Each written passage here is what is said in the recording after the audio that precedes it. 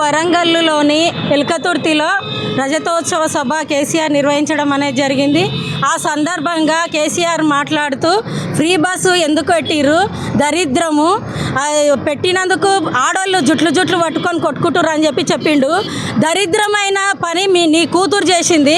అడ్డమైన లిక్కర్ దందా చేసి సంపాదించింది నీ కూతురు. నీకు కార్లు ఉండొచ్చు, మేడలు ఉండొచ్చు, హెలికాప్టర్లు ఉండొచ్చు, మందిని ముంచి అవన్నీ కొనొచ్చు. మా పేదవాళ్లకు, మా పేద కార్మిక మహిళలకు, మా పేద ఉద్యోగస్తులకు ఫ్రీ బస్ ఎంతో ఉపయోగపడుతుంది.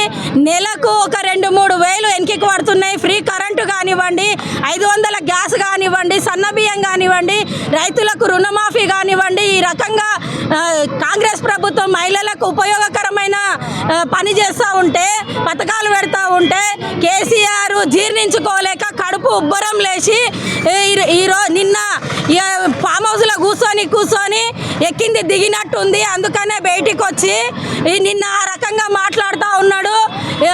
ఇంతకుముందు నీకు ఎలక్షన్ల సందర్భంగా మహిళలు ఎట్లా గుణపాఠం చెప్పిర్రో, ఫామ్ హౌస్కి ఎట్లా పరిమితం చేసిర్రో ఖబర్దార్ కేసీఆర్.